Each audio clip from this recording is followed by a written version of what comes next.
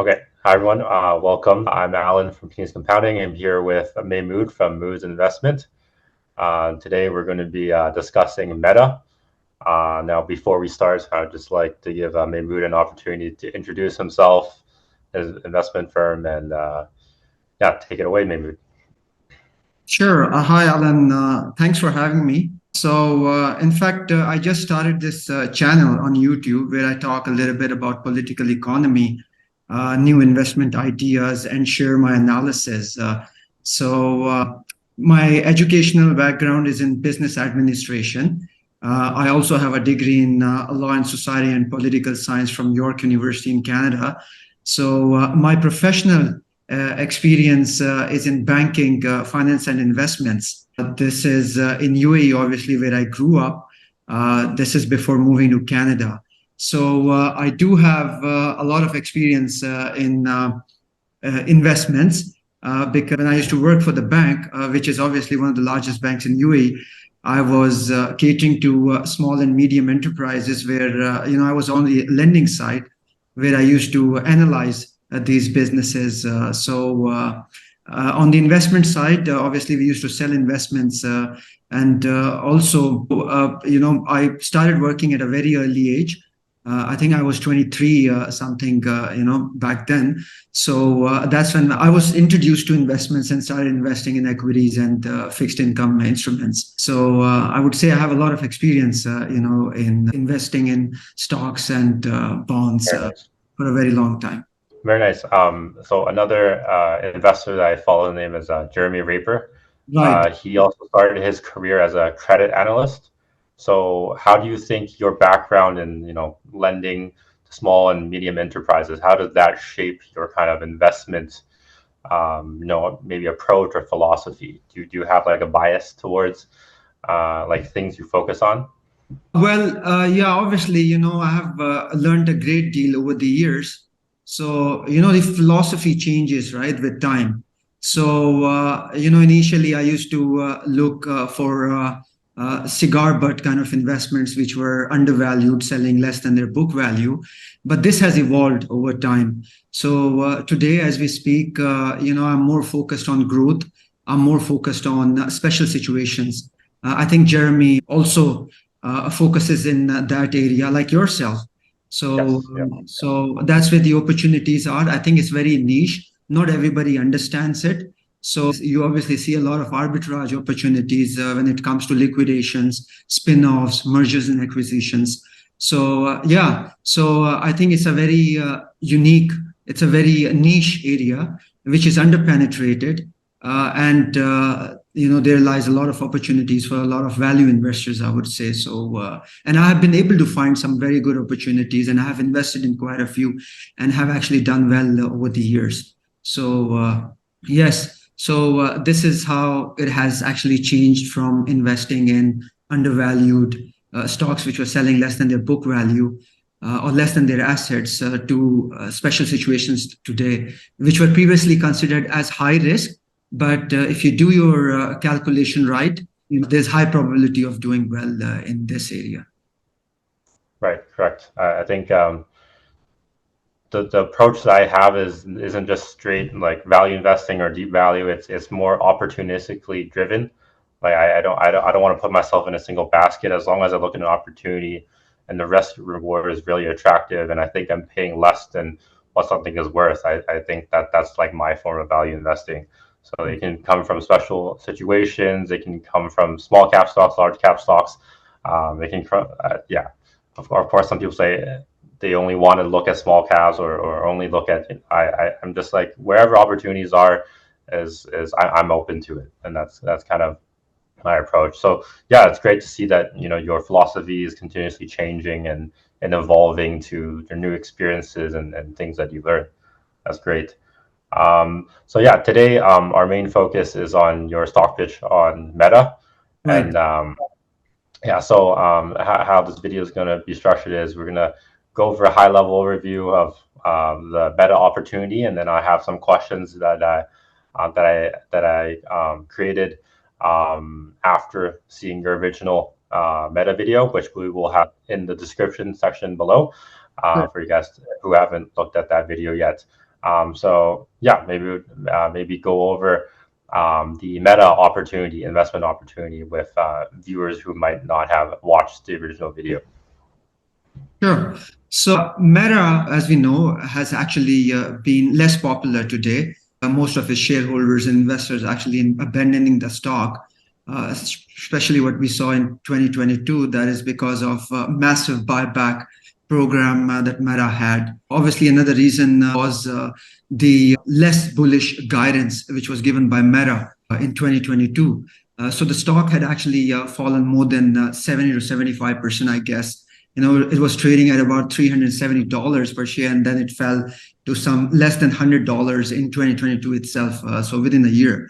So when we look at Meta today, I think it's improved its performance to a great degree, and that is one of the reasons why the confidence is now slowly and gradually coming back with investors Right. in this stock again. So let's look at its growth over the last 10 years. So Meta, as we know, its performance has actually improved in 2023. It's done quite well. Its revenues are expected to close somewhere between 125 to 130 billion in 2023. Over the last 10 years, when we look at Meta's performance, so its actually profits have grown by about 35% on average, from 1.5 billion in 2013 to 23.2 billion in 2022. Its free cash flows have also grown, say by about 21% CAGR, from some 2.8 billion in 2013 to 19.2 billion. So free cash flows is what actually we look at as analysts, right? Or even as value investors. So that's where the opportunity lies. Given its cash position today, it's sitting at more than 60 billion.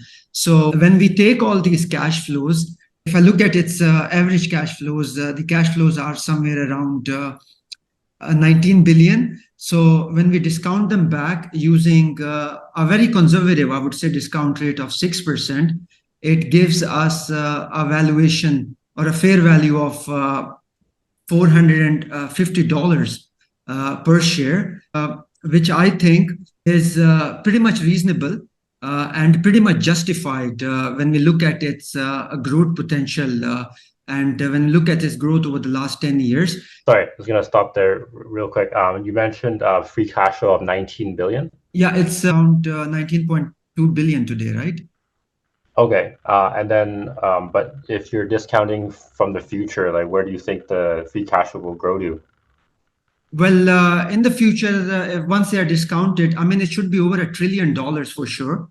And then when they are discounted back, it should be somewhere around 600 billion. So when you discount them back, that should give you a fair value of about, as I said, 450 plus per share, valuation of 1.2, 1.3 trillion dollars. In fact, Meta last year, when its price fell to less than 100, had a market valuation of less than 500 billion. But today, as we speak, it's recovered well. So the whole company is trading at about 900 billion today. So that's where it is, and that's what the potential is for the company. Okay, so right now the enterprise value of the company is 850 billion. Well, when you do the free cash flow based analysis, so it's the net present value of all the future cash flows, right? So one portion of that is you take the average free cash flow and then you discount it back, and then there is a growth to perpetuity, right? So that is after 10 years, which, as I said, is going to be over $1 trillion. Oh, I see what you mean. Okay, so you're saying for the next 10 years, the present value of the next 10 years cash flow is 600, but then if we include the terminal value, then it totals up to 1.2 trillion is what you're saying. Absolutely, yeah. Okay, got it. Yeah, you mentioned it was at the time you mentioned in the video that your price target was $400 or more, so there would be 20 to 25%. There was still a 20 to 25% discount from that price. So you still saw room for it to grow. That's what you said in the video.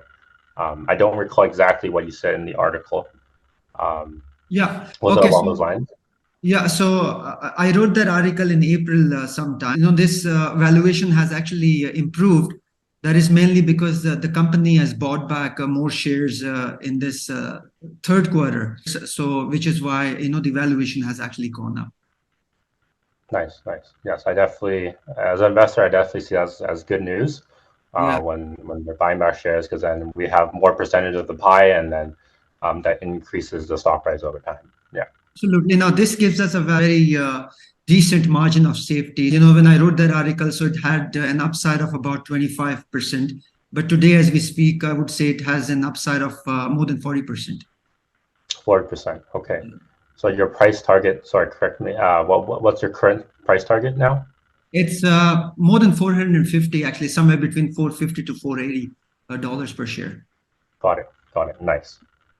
Yeah. So yeah, that I like hearing that. I like hearing that there's even a higher margin of safety now. Yeah. And yeah, that's good to hear. Okay. I'm sure this is a question a lot of investors have, and a lot of investors might fight over is their thoughts on Reality Labs, because right now, currently, Mark is spending quite a bit of money um, to fund virtual and augmented reality. What is your view on this segment in terms of your valuation of the company as a whole?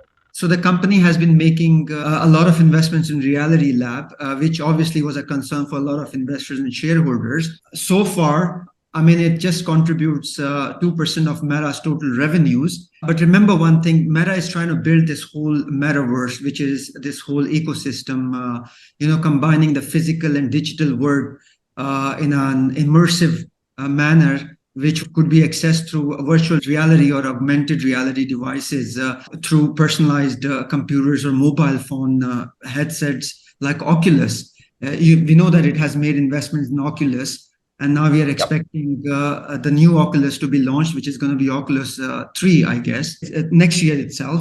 So, metaverse is basically high speed connectivity, which means it's going to be using 5G, which obviously is not available to the entire population today. But I think by 2025, at least 50% of the population should have 5G in their household. Metaverse is obviously, as we know, is an operating portal or a platform, which, where everything, the whole social life is going to happen there. So from people connecting to one another, businesses connecting to one another. So it's going to be e-commerce, it's going to be art, it's going to be music, it's going to be education, it's going to be trainings. So it's going to be manufacturing, trading. So everything is going to happen on metaverse, healthcare. So it's going to be massive. So, but then obviously a lot of investors were skeptic because the investments made in metaverse, up until last year's, Meta was making investment around 10 billion in a year, but it has actually cut down those investments this year because it has built these data centers and then this infrastructure. So it decided to cut down a little bit just because it wants the investor and shareholder investment confidence to come back. So, but then obviously once it goes full-fledged in the next few years, once it's fully launched, I think it's going to have great value and it's going to start paying off to Meta, to investors, and to shareholders. That's what I Oh, think. so you expect a launch next year? Not next year, in the next, 4 to 5 years. Okay. Yeah, I would say next 5 to 7 years. By 2030, I think it should be ready. 2030. Okay. And how much do you expect them to continuously spend on this project? I would say somewhere 5 to 6 billion in the next 2 to 3 years, from some 10, 20 billion that it used to spend. Okay, so 5 to 6 billion every single year for the next 5 to 7 years. Yeah, I assume. Okay, okay. So 35 to 42 billion, they're gonna, okay. I guess for the company that has like an 850 enterprise value, that's not a huge undergoing. That's only 5% of their enterprise value. Yeah, Interesting. absolutely. Yeah. And then I'm gonna pretend I'm a bear here because I obviously don't know enough. But then, listen, if I was a bear, I would say that hey, reality is great. Like the reality that we're living in is great. Why would, because you mentioned businesses going on there. I guess just regular people having fun playing games. You said education. So what? Because from the videos that I've seen for the augmented of their version of virtuality, it seems like we are a animated version of ourselves on there. Right, Yeah. So like for me personally, this is just my opinion. Like I enjoy real life, like reality more. Like it's more realistic. right, I've even seen extreme videos where this person is already living in a virtual reality. Like they wake up in their room, they have a some type of VR headset on, and they're right. driving to work or driving to somewhere to have fun, right? So some people are already trying to basically convert it fully to that. Now my pushback is then if it's an animated version and I'm like a business, for example, I guess I can see a little bit for shopping, but then if I'm shopping, I kind of want to have it on me, like actually feel the material and the texture. Um, I still feel like we're still a little bit away from augmented reality being like very close to reality. Like I think once it gets like really close to reality is when a lot of people will make the switch over. Or do you agree with that opinion, or do you have a different opinion on that? No, I just want to tell you one thing. So there was a Citibank Yeah. report very recently. So the Okay. whole metaverse industry is actually valued somewhere between 8 to 13 trillion dollars. So that's where the Eight potential is to when we talk 13 about. trillion. 8 to 13 trillion? Yeah, by 20, yes. So this Yeah. is by 2030, I assume. So Meta is actually involved in both. So one is obviously the hardware, which is Mhm. Oculus, we talked about it, and it's actually improving on that, right? So imagine the user experience that people would experience. So it's going to improve on that experience. Obviously, the images of self that you were talking about, this is the avatar, so you would be able to present the way you want to present yourself. You Mhm. can create an image of yourself. We as humans always actually desired to be presented in a way that we liked. So that is one Okay. thing. So the whole gaming industry is going to move on this metaverse. So Okay. there's going to be a lot of gaming consoles, but besides that, even for businesses, your work, there's going to be a lot of stuff which is going to be work related. So you even workers are going to be hooked, as I mentioned. So the all the conferences, all the events, all the meetings on metaverse. So this collaborations today we are talking on YouTube. So all this is going to happen on metaverse. So imagine everything moving on metaverse is going to be a whole different world altogether. So imagine the experience that you're going to have where everything is going to be connected with one another, people to people connectivity, people to business connectivity. So it's going to change the whole game, I would say, for Meta. It's going to be huge. Obviously every company is invested into metaverse today, but companies like Qualcomm, and there are a lot of others who are actually creating some small parts, small components for metaverse. But Meta as a company is actually trying to create the whole infrastructure, the whole ecosystem, Right. which is where it's going to benefit from that 8 to 13 trillion market. It's just because there are some massive investments going in metaverse today. So let's say by 2030, and let's say the bull case is, Meta is successful in creating their augmented reality, and they become the top dog. Everyone is the go-to platform for augmented reality. Then what? How would your valuation change for the company? How much do you think then in that bull case scenario where they are successful? How much would it be worth? Well, as I mentioned, even if it gets half, not even half, I would say it's just because Meta is involved in trying to build the whole infrastructure, right? So the investments which have gone in metaverse, I think it's in excess of 40 to 50 billion. So I think Meta is going to have a fairly large share from metaverse. So Mm-hmm. as I mentioned, that in the next 5 to 7 years, we Yep. can easily see a double for Meta. So its revenues and its net profits actually doubling in the next 5 to 7 years, if not 3 years. I mean, so far in the last 10 years, its revenues, its net profits, its free cash flows have actually been doubling in every 3 or 4 years. But if you are to be conservative, I would say in the next 5 to 7 years, we can expect a double for Meta. Okay, got it. So the thing I like about Meta is that they're not just it's not like a project in and of itself. It actually generates cash flows. So then is able to take a portion of their cash flow to reinvest into this augmented reality. Um, so you did mention how by 2030, if they are successful, the entire market is 8 to 13 trillion, correct? So Yeah. then what industries would get destroyed by that? Because you're essentially taking value from something else, right? You're not, it's, the value is derived from something, in my opinion, for there to be 8 to 13 trillion. So where do we see industries or businesses that can potentially get destroyed? What do you think? Obviously going to be a lot of disruption. Mm-hmm. There's going to be disruption in the banking industry for sure. But then even the banks are actually invested in metaverse. It's just because it's the blockchain technology which is going to be used, which is decentralized. So all the decentralized financial services are going to be on this platform.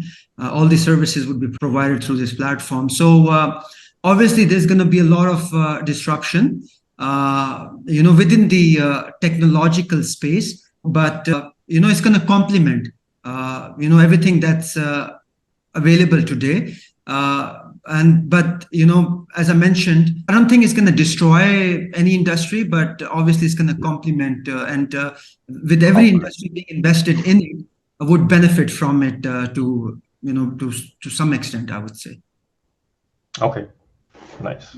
One of the things I would like to add here is I think I mean there's a lot of talk about the physical currency and the virtual currency, right?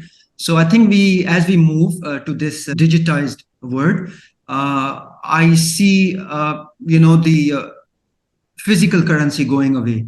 So the payments moving to WhatsApp today, and then the payments moving to there's a lot of blockchain technology which is used by governments for their payments. So I see a major disruption within the payment system, I would say, or the use of physical currency. So everything is gonna become virtual. Everything is gonna become digitized, and that's where we see actually the world moving away from physical to digital currencies, and the blockchain technology more and more.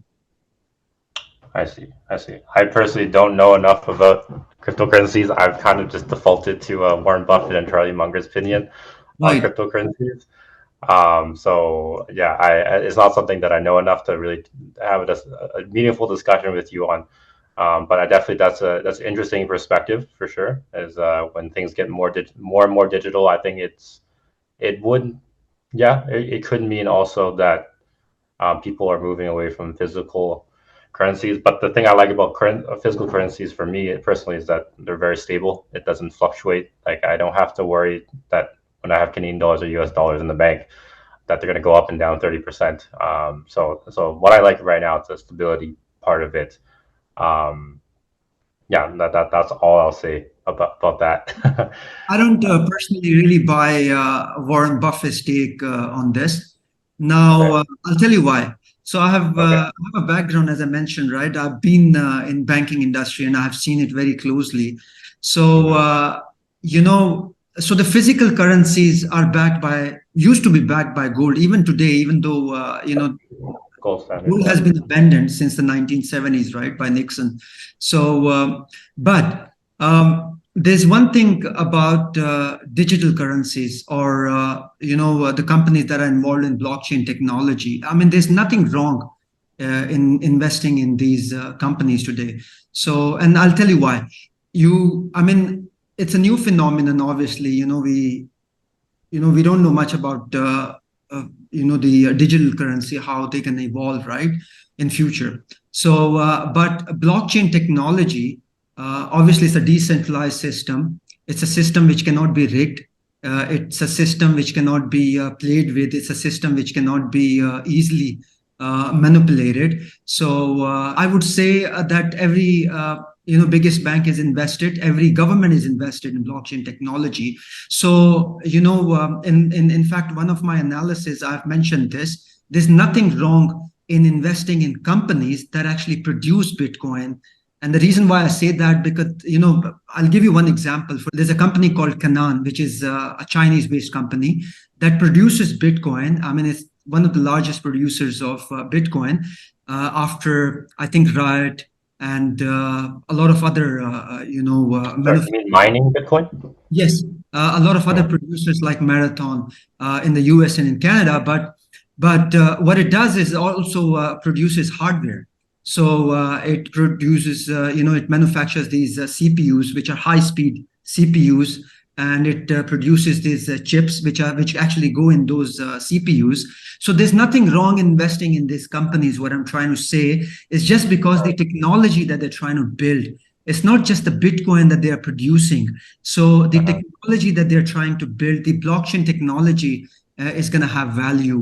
So whether you're investing in Canaan from China, or you're investing in Marathon or in Riot, for that matter, I think these companies will have a lot of values just because there's going to be a lot of takers of this technology. You have banks investing in this technology. So most of these fintech, I would call these companies as fintech. It's just producing Bitcoin is obviously is kind of a financial instrument that they're trying to create, right? So either these companies would be acquired at one point, or even if you are investing in them as a value investor, I think it will have a lot of value. Is just because you could invest in them like a venture capital kind of investment, but then I think it will start paying off in the next 5 to 6 years, if not in the next 2 to 3 years. It's just because I think some of these companies have already started producing a lot of revenues and profits and cash flows, so which will have a lot of value, I think, over the next 5 to 7 years, the way I see it personally. Okay, I see. I do like the Bitcoin technology. I do like the blockchain and cryptocurrency, like the technology behind it. I'm fully supportive of that. Since we're going down that path, I'll just state another part of my opinion. So, like, um, gold, what I like about gold is that you can't create another element on the periodic table. It's essentially impossible to have another element on the periodic table. But then cryptocurrency or Bitcoin was created via technology, the best of what we have as a current technology. And so, obviously, in order to have cryptocurrencies exist, you need CPUs, you need like computing and processing power. But then one thing, if we were to invert, is if we ask the question, is it impossible to create something better than Bitcoin? If when I think about that, I think it is possible. Like, let's say 10, 20 years down the road, what is the evolution of processing power? What if we solve quantum computing, right? Then we might have a much better technology and much better. Right now we call it blockchain, right? What if someone creates some other chain or some other process that we're not aware of right now that just has something, um, basically take over Bitcoin as the gold standard? Because right now the gold standard for cryptocurrencies right now is Bitcoin, correct? Um, so that's kind of my view. And then Ray Dalio, when they were investing in Bitcoin, I think either late 2020 or early 2021, they mentioned that their thesis was, okay, what is the market cap of gold? And then that's essentially the penetrable market cap for Bitcoin. So then, okay, let's say we get, I forgot exactly what the market cap for gold is. It's around 13 trillion right now. Right. Yeah, for gold is 13 trillion. So let's say Bitcoin really takes off and takes off half of that market share, right? So then people say, I'm done with gold, let's move to Bitcoin. And then it takes up $6.5 trillion of value, right? And then let's say 10, 20 years down the road, some new technology evolves, right? Then I can make the same argument saying that that new technology would also take off market share from gold and then market share from whatever the gold standard is of the day, which could be Bitcoin. So I guess we divert a little bit from meta into some, which is still interesting. I think this is a good discussion to have, and probably something we can discuss maybe at even a later date. But just want to course correct back to meta real quick. I know this is something you're very passionate about and have a lot of knowledge on. Yeah. I do have some thoughts around what you just brought Okay. up. Sure, So sure. Gold has a historical value, right? I mean, it's been, store of value, right? So, you have the governments. Even when you look at governments today, they are hoarding gold, right? Be it Yeah. China, be it India, the US, and then followed by a lot of other countries like Germany. So you have uh, Switzerland, you have Japan, you have Russia. So most of these physical currencies are backed by gold, although there's no mandatory requirement to actually have gold, to back the currencies for all these countries. Yet, most of these countries do it is just because it has this historical value. And gold also has a utility, right? So it Yep. could be used, as a jewelry, right? I mean, India is one of the largest consumers of gold. So is China. So is any other country. Bitcoin has no utility, the way I see it. It's not backed by anything. It's not backed by gold. It's not regulated. And then, it's something that's virtual. It's intangible. It doesn't have any producing power. It doesn't produce any cash flows today. So, I mean, the only reason you would invest is if you're a speculator. So, Price appreciation. buying it today at a price, hoping that it's going to go up tomorrow. So that is what is happening exactly. But it doesn't even actually fit into the category of any asset class or any. It doesn't even meet the definition of investment. That is because it doesn't produce anything, and this is one of the reasons why Buffett was pretty much against it, has always been actually against it. It's just because it doesn't produce anything. So, but who knows? Maybe in future, if it's adopted by most governments, which I don't think is going to happen anytime soon, it's just because there's no control over it. It's just produced somewhere in a far location, and then it's produced by some private players, and the government doesn't have any oversight. The government doesn't have any control. So I don't think it's gonna, be adopted anytime soon. And then for it to be adopted by most governments, I make an argument that with all the governments have to come together, and it has to be backed by something, which means either by gold or by some assets, which I don't see it happening. Because the governments will have to collaborate. Then, it might have been possible within the European Union, but again, we see the relationship between these countries actually falling apart. When we look at the geopolitical situation today, so I don't see any kind of unification or any kind of understanding or any kind of agreement when it comes to that. So that is one of the reasons why I'm not really bullish on Bitcoin like many others, especially the younger population today. Okay. Yeah. Nice. Awesome. Okay, so moving on. Next question is this is a question I'm curious about. Let's say Mark decides to stop Reality Labs tomorrow. What would you expect the market reaction to be for Meta's share price? Like, what's the Well, market reaction? that's a very good, very interesting question, actually. And the reason why I say that, because we have seen what happened last year, right? So Mm-hmm. obviously, what's going to happen is, in fact, I don't think it's going to be at the same extent, because last year we saw an investor reaction to, in fact, the investments made in VR segment, Yeah. right? That is, Yeah. the investors, shareholders actually abandoning the company, not actually buying in Mark Zuckerberg's philosophy, investing in metaverse, right? So the price for Meta actually fell below $100, right? So we can expect a reaction, but I don't think Mm-hmm. it's going to happen, to the same extent again. That is because while Meta has actually cut down its investments, but I think it has learned the lessons, and one of the reasons why actually the stock has actually recovered is because Meta has actually changed its narrative, its Mm-hmm. story. So it has a better story to tell. It's just because we see a lot of narrative on metaverse coming out, not just from Meta, but from all parts. So that is one of the reasons why most of the banks, most of the other companies are invested in metaverse today. So I don't think it's going to be the same reaction, but I don't think the impact is going to be the same. but obviously there is going to be an impact. And the reason why I say that is just because the reaction, there was a collective reaction, I would say. So the very bearish guidance on its reported earnings or its expected earnings, I would say, which was very bad on Meta's part.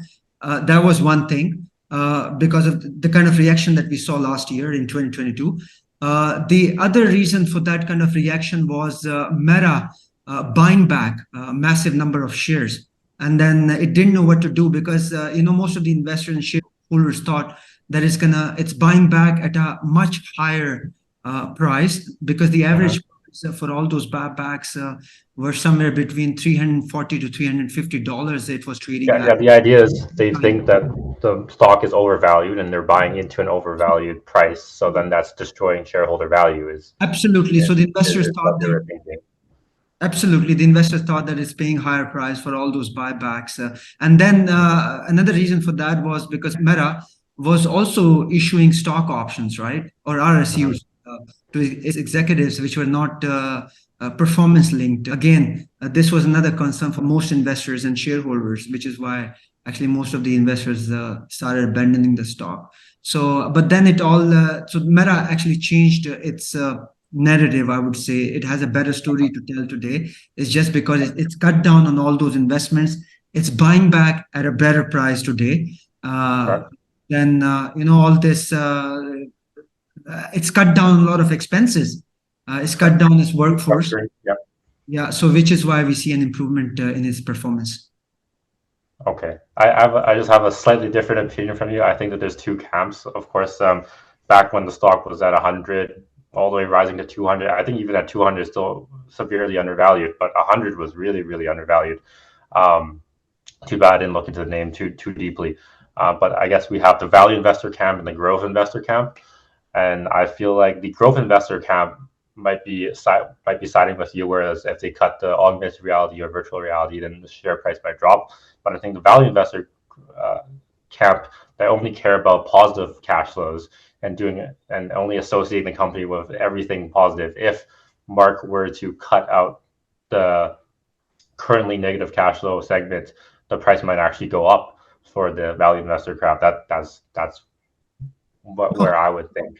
Okay, so Yeah. I just want to add something here. Now, Mm-hmm. here's the thing. Meta is a fairly new company. Its first Uh-huh. launched its IPO in 2012, right? Yeah. So Mark Zuckerberg is pretty young, right? I mean, he's Uh-huh. fairly young, I would say. So Yeah. he has a long runway. The company has a long runway. So when Yeah. it comes to growth, I think it's because of investor short-sightedness. It's just because, a lot of investors want immediate results. They want to Mm-hmm. see immediate returns for the investment, right? Which is one of the reasons why most of the investors actually turned their back on Meta last year, what we saw. So they don't really understand metaverse. And to some extent, Meta is to be blamed for this. It's just because Mark Zuckerberg could not tell Meta stories, right, on metaverse. So, but I think with time, this is going to improve. And Mark Zuckerberg knows what he's doing. I mean, Facebook, when it created Mm-hmm. Facebook, right? But then look where it is today in terms of connectivity, right? In terms of its ad revenues. I mean, it contributes more than 60% of Meta's overall total revenues, right? So, WhatsApp, the same thing, when Facebook acquired WhatsApp, right? It's turned into a digital bank today for sending and receiving payments. So, investors could not see the value in WhatsApp. They thought it's just a messaging platform, right? But look where it is today. Most of the businesses actually adopting this platform and using it for their payments. Insta, again, the investors could not see the value. Look where it is today. It's very popular among the younger population, right? This is where actually they connect, they meet. A lot of social life happens here, right? So, and then Meta has been able to monetize, not to an extent, expected by most investors, but then I think it's just making a lot of progress in monetizing all these platforms. Similarly, metaverse is going to be something huge, which Yep. most investors who are short-sighted cannot see. So I think one has to have a long term view on Meta and Metaverse to see its actually full potential over a long period of time, the next 7 to 10 years, I would say. Got it. Got it. Yeah. Quick question. So you mentioned WhatsApp monetizing. So I'm not really familiar with the timeline of how apps monetize, but I was very when I went back to, let's say, China in 2018, right? Even before that, WeChat had already had like WeChat Pay, for example. Right. So there, right? Do you know when WhatsApp had the payment service implemented, and do you think that they were just inspired maybe by WeChat Pay, or maybe even WeChat was inspired from some other social media app that was doing something like that? But do you know like when WhatsApp implemented the paying function? Well, I could actually, I've started seeing it very recently. I've seen most of the businesses which have actually started receiving payments through WhatsApp. So it's a very recent phenomenon, and it's yet to grow. Okay. It's just started, I would say. So Okay. Okay. now WhatsApp obviously has more users, right? So and then Hmm. you have more and more businesses today. In fact, most of the people were already on WhatsApp. Now most of the businesses have actually started using it more frequently, not just for connecting with their customers, but also for receiving payments. So I know for a fact Meta has actually hired some of the ex bankers, some of Hmm. the ex employees from Amazon, I would say, who Okay. actually specialized within the payment systems. So a lot of them from India is just because Meta has entered the Indian market. So it's developing it. I think it's going to evolve with time, but obviously there are a lot of catchment areas for WhatsApp, and it's actually capitalizing on all those opportunities globally, I would say. All right. I think a very good case study for that, or where WhatsApp could end up, is essentially WeChat. Whereas like WeChat has many more years of basically background where you can see small businesses like it. For example, I went to this tourist site where they made this type of tofu dessert, and I Yeah. couldn't even pay actual cash. I had to, they said you have to use WeChat Pay in order to buy this item. You can't use physical cash. And my dad was unhappy because all we had, because we're not native to China. We don't have a phone number in China, so we can't even set up a, because you have to link WeChat with your financial institution, and that financial institution has to be based in China in order for you to actually have WeChat Pay. So that was a little bit of a hindrance, but for locals, it's great, right? Because you don't have to carry cash anymore. It's less of a risk of you losing the currency. And then I think Alipay, which was going to be a thing, but then Jack Ma decided to talk about the Chinese government, was essentially, a lending, right? Like immediate lending. So imagine WeChat Pay, but you have a financial institution. Like I'm a small business. Let's say for the liquidity reasons, I need $10,000, $1,000 to buy inventory, for example, right? Then you can. So that's basically WeChat is a really good study of the potential of where a payment system linked with social media or messaging app can get to. I think that's, yeah. Yeah, so WeChat is primarily it dominates in China, right? In But China, yes. WhatsApp is global, right? So Yep. I think the market share for WhatsApp, obviously WeChat has built a technology which is Hmm. good. And Yep. obviously WhatsApp can learn from it, but then WhatsApp has an advantage in terms of Hmm. capturing the market share, capturing the uh, word population, right? In Yep. terms of its infrastructure that it has built. Now, remember one thing, WeChat has limitations, and I'll tell you why. Because, and this is one of the reasons why Meta uh, has been investing and has invested heavily in building the infrastructure. So it's just Hmm. not the network effect. I would say it's the whole ecosystem, it's the whole infrastructure which actually plays out in Meta's favor. And that is one of the reasons, when it launched Thread, we saw how easier it was for Thread to actually onboard more and more users compared to GPT, right? So, or even Twitter for that matter, actually. So it's in terms of its capturing users, it's much more faster. It does it at a much higher speed, and the reason for Correct. that is because it has the infrastructure the AI capability that it has built, right, is much more faster. It's much more smarter. So, I mean, as far as its reach is concerned, I think it reaches much more faster compared to a lot of other apps, which is an advantage, which actually benefits Meta. Oh no, I definitely agree with that because Chinese relations and other countries aren't that great. So there's no chance unless you're a Chinese individual who uses WeChat. Uh, WeChat and WeChat Pay is not going to expand to international countries or English speakers, for example. As yeah, it doesn't have that market potential as WhatsApp because it's a U.S. based company, and Absolutely. yeah, U.S. and other country relations are tend to be better. Yeah. Yeah. Nice, nice. Okay, next question. Meta has a family of apps, and of course, any social media app needs to keep its users sticky. They need to give reasons for them to stay on the platform and not migrate or completely cancel using them. So, how do you know that Meta's family of apps won't follow the same fate as MSN Messenger? Like, so obviously, some people could be very young individuals that weren't haven't grown up in the MSN era, but for a period of time, MSN and Hotmail and what was the go-to social media chatting app back in the day. But as things like Skype and Facebook came online, once Facebook took over, came into the Canadian U.S. market, then they just took over. So how do we know that Facebook is continuing to be dominant and able to retain their users for the long term? Okay, so I mean, there's one thing about Facebook. It's addictive, right? I mean, a lot of users spend a lot of time, and actually, Meta wants or the Facebook wants users to be on their platforms, right? The more a user actually spends time on Facebook, the more data it gathers, right? So it kind of gets its users hooked.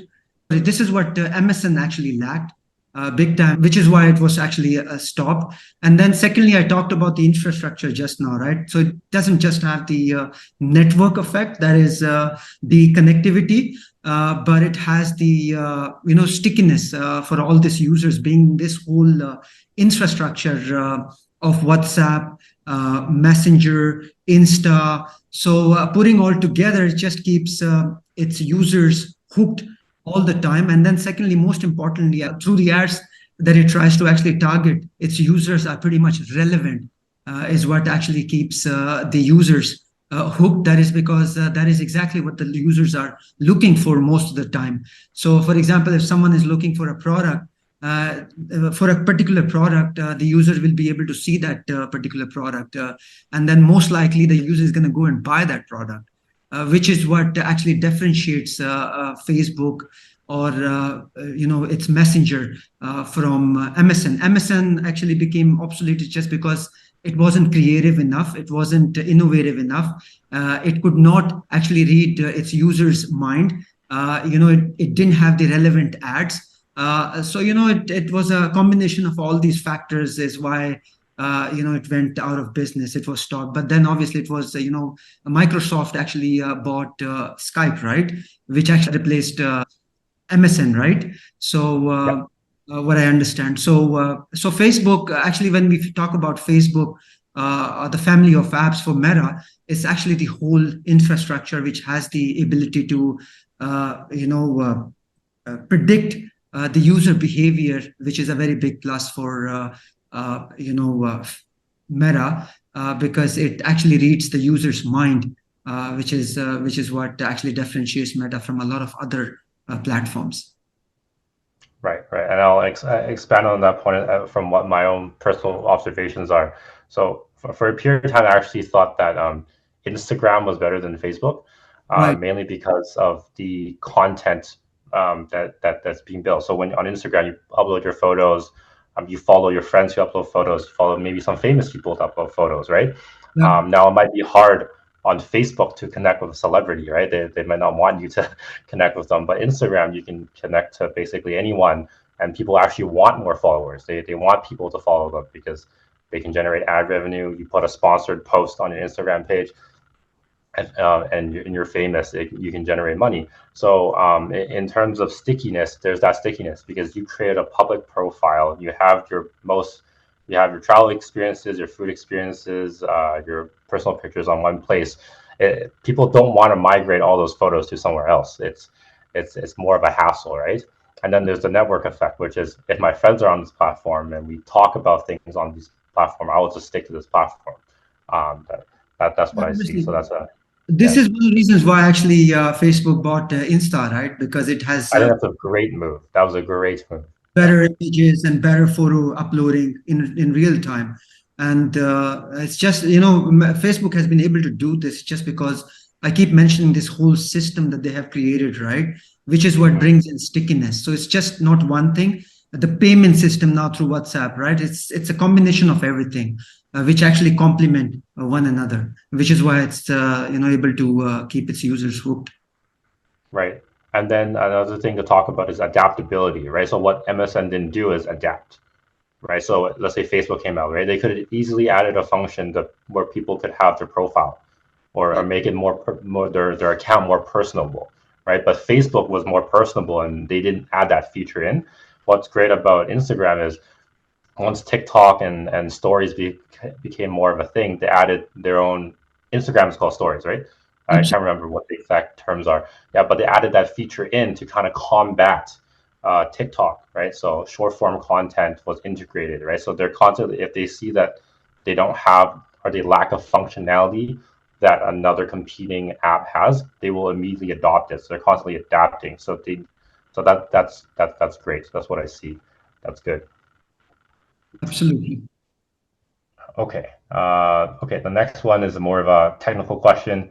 It's about the family of app metrics. So see here the family daily active people is 3.14 billion. Family monthly active people is around 4 billion. And then Facebook daily active users is 2 billion. And then Facebook monthly active users is 3 billion. So I just want to understand what are your views on the future trend of family daily active people and or monthly active people? Where do you see that the growth? Because right now it's at 7% year over year. Where do you expect the growth rate to be in the long term? Okay, so the user growth rate Hmm. have slowed down, that's for sure. But Hmm. if you look at its, since 2009, I would say, even before the IPO, right? Its user base has been growing. So when it's grown by about 66% today, for Facebook. So, it's growing at 7%, but even if it slowed down, but it will continue to grow. Even if it slowed down to, let's say, 4%, it still has a lot of market to capture. So from 3 billion to 6, the rate could slow down, but then it's going to get there at some point, the way I see it. Hmm. Because that's not going to stop. And this is one of the this is exactly what differentiates Facebook, as I said, from a lot of other platforms. The pace at which it actually captures users and then it keeps them engaged is what it focuses more on. I know for a fact, when Facebook was slapped with fines, right? This is Hmm.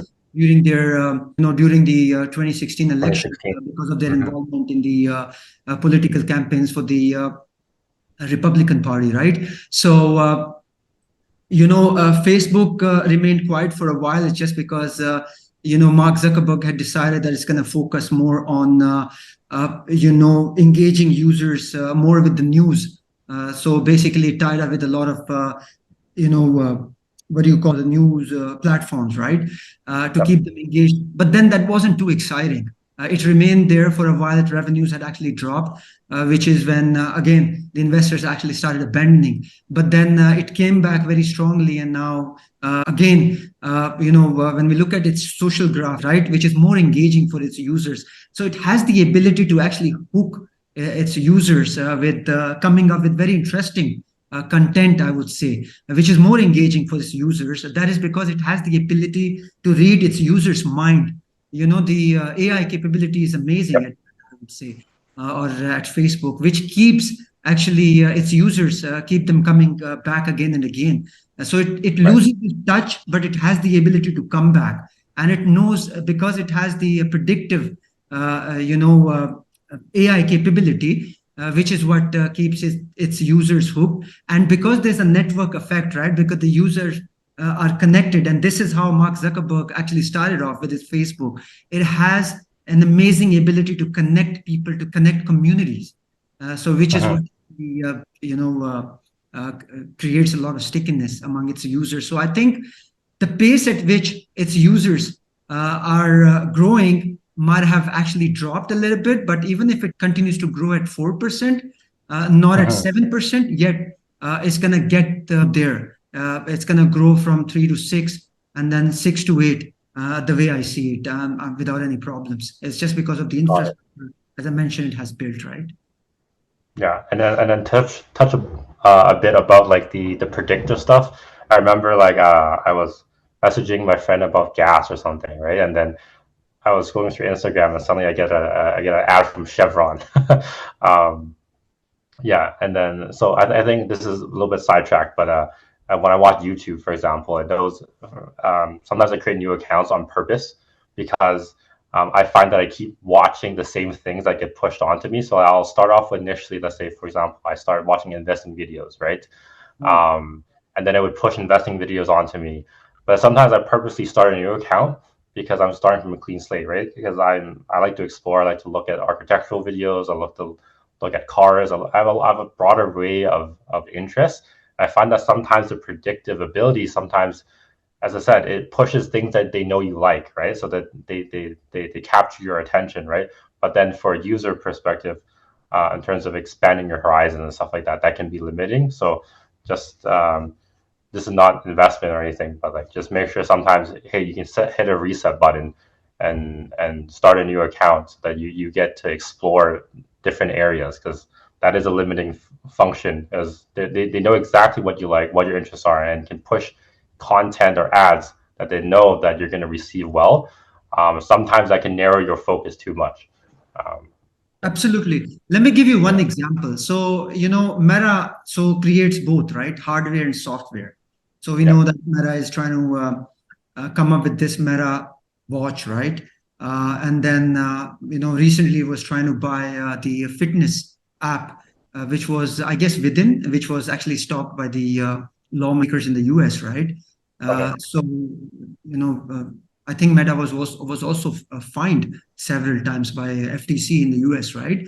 That is Hmm. because of antitrust laws. And so, let me give you one example. So, it's building a technology. It's spending a lot on research and development for trying to create a technology which is called MEG technology. Now, this is non-invasive neuroimaging technique used by this technology, which can actually measure thousands of brain activity in seconds. So it can actually read the brain signals. Just imagine, again, this is functional alignment of AI with brain. So AI can Hmm. actually tell you what the brain is possibly thinking with great Hmm. level of accuracy. And this is what the advertisers want, right? So Meta is Yep. building this mind reading generative AI capability, which is what keeps the users hooked. So it can decode the brain language. Imagine and present it in a very clear, text. So imagine those who have a brain injury or are handicapped, and unable to speak. How useful this algorithm is going to be for them in being able to read their mind and present it in a way it is being taught. So it is similar to Google's Next Sense that captures human brain signals, which can detect health problems like epilepsy, depression, sleep disorder, and it can also detect seizures. So it has the ability to predict, all these symptoms, all these problems, which could be very beneficial from healthcare point of view. So it's not investing in virtual reality lab for nothing. This is what the investors don't understand. I think it's going to build the AI capability, which Mm. is going to be much more immersive. This is when the metaverse is launched, which is full-fledged running on the platforms. Once the users start plugging in, it will have the ability to read their mind and being able to present what they are thinking. There's a saying that Meta actually knows more about you than you know yourself. So this is the kind of capability it's trying to build in its virtual reality lab, which is going to be, which will obviously going to have much more value than what the investors see today. Wow, nice. Sorry, Yeah. what is that technology again? It still is in the development phase. I Oh, think okay, I see. in the next 5 to 6 years, I would say, we should be able to see that technology. So it's going to be great for humanity, I would say. So only Mark Zuckerberg would understand this. Is just because one of the reasons why I think Meta would do well is just because Mark Zuckerberg is hands on. He knows what he's doing, right? He's very close to Yep. his products and he's very Hmm. passionate about his products. So, this is Yep. what most investors would not understand, which is why actually we see a lot of dissent among investors, which is why we see Meta losing its popularity from time to time, which is what the lawmakers don't understand.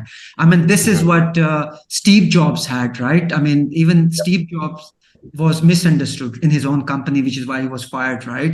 But the Yep. vision that he had for Apple. Imagine the kind of vision that he had, which no one understood at the time. But we see the value today. Look where Apple is today. And this is where Meta is going to be. In fact, at a level which is going to be much higher than Apple because it's competing with Apple. It's competing with Google, which are much bigger today, but I think is going to supersede. Got it. Got it. Yeah, it's definitely good to have a visionary at the helm, and Facebook has a very young visionary, so Absolutely. definitely. And there's Yeah. one more thing that I would like to add here is, Hmm. I mean, that could be viewed as a negative thing by most investors. I know for a fact this was another concern by most investors in 2022 when they were abandoning the stock, right? That Mark Zuckerberg actually controls Meta or even its, governing body, right? Which was actually something which was introduced, which was formed.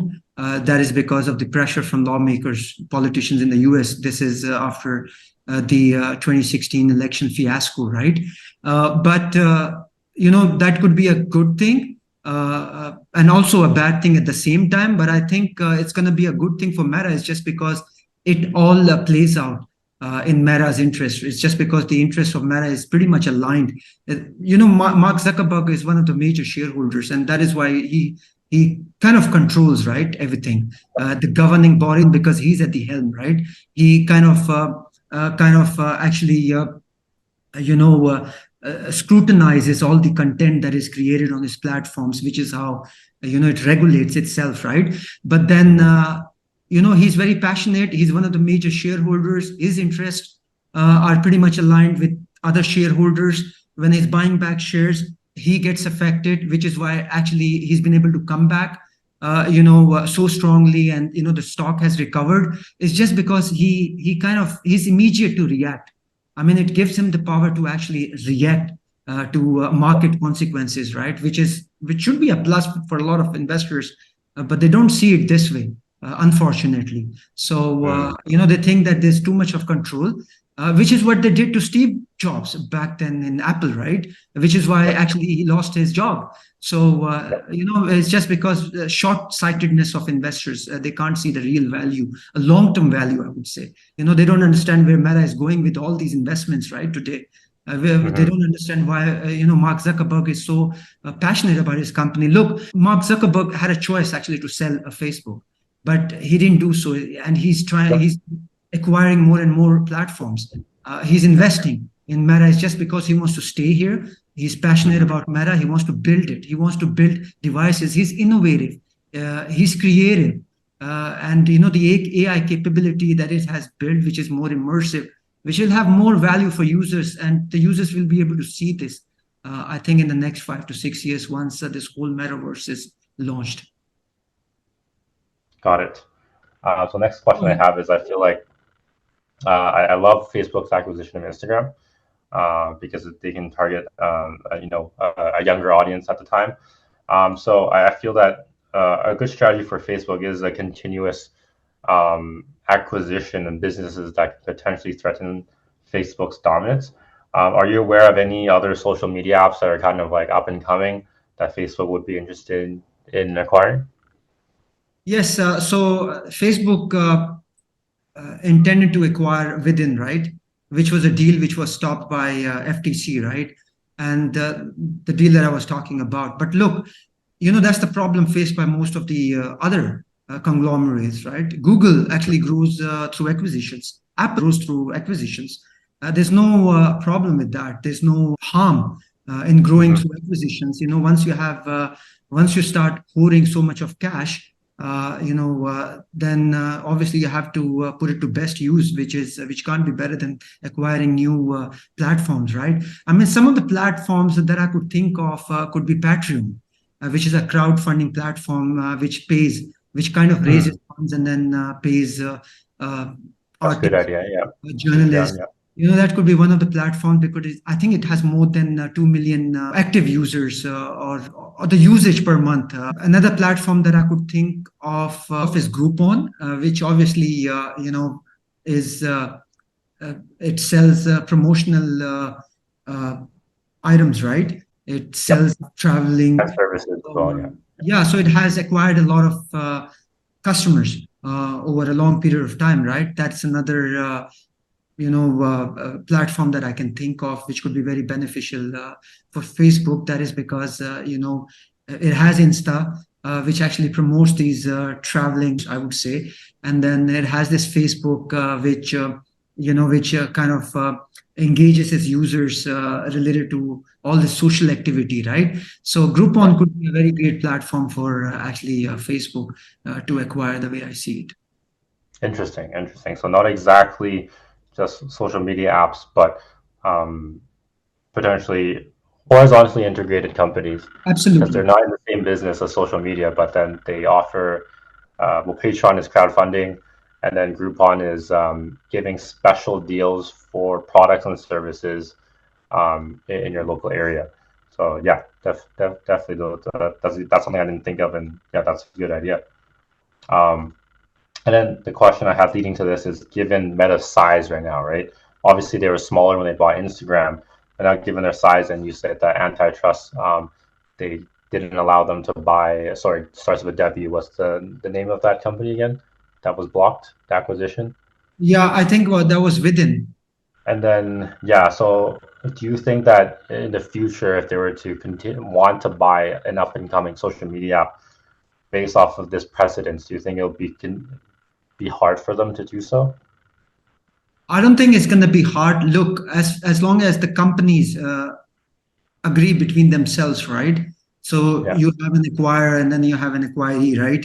So as Yeah. long as they agree, FTC will have a very small role to play. Although the regulators are there, obviously for a purpose, but then I would say there's a lot of personal grudge against Facebook that is because of its involvement in political campaigns and its influence, right? Mhm. Uh, uh, Among lawmakers. So this is Mhm. why they go after Facebook. And in fact, I would say Mark Zuckerberg has been able to handle it well. And obviously, there's going to be more hostility going forward. There's going to be a Mhm. lot of deals blocked by FTC. There's no doubt about it. But I think the companies would find a way of actually overcoming this situation, overcoming these hindrances of FTC trying to block. For example, this acquisition of Within, although has been delayed, but at some point, if Facebook and Within decide that they want to go through with this acquisition or merger, they will go ahead and do this at some point in future, the way I see it. So I don't think it's going to have any problem. It's just a matter of time because Facebook has the cash. And then these the management of these companies are willing to get acquired. If they have an approval from their board, I don't think that's going to stop them from going ahead with the deal, no matter how much resistance is there from FTC. Hmm. Okay. Because in my mind, because Meta is already a monopoly, right? And then if they buy up something that could kind of compete with them or challenge their monopolistic position, and they were to acquire the next up and comer, then wouldn't that make them, like, wouldn't that be anti-competition a little bit? Well, I do agree with that. Now, most of the conglomerates, when we look at Google, right, when we Mhm. look at Apple, aren't they monopolies? I mean, Yeah. they've been able to achieve what they have achieved. They've been able to acquire. So it's actually the capital through which you get a lot of power, right? Hmm. The cash generation, right? The cash hoarding, right? So when you have more surplus capital, you're able to dictate. Look at Elon Musk today, how much of capital, how much of excess cash it has burnt, right? But yet, it's pretty much aligned. Its interests are pretty much aligned with those of lawmakers. Elon Musk is actually traveling to Israel, where you have this geopolitical crisis. You have this war, literally. So, Hmm. although there's a ceasefire, but then you have this war, right? So, Elon Musk is traveling to Israel for what? Elon Musk is being interviewed by Rishi Sunak in the UK, right? For what? Elon Musk is trying to go to China.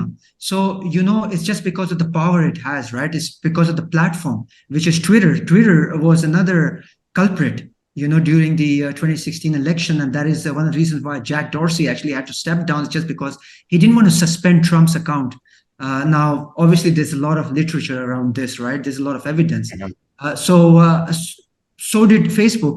Even Facebook didn't want to actually suspend all those campaigns, just because all the revenues that it was generating was through Oh, those of course. political campaigns, right? Yeah, yeah. They're So pouring money into ad revenue. Yeah. absolutely. I mean, it may not be an ethical thing, I would say. Being a monopoly may not be ethical, but look, if you go by the Adam Smith's philosophy, who said that let the markets dictate.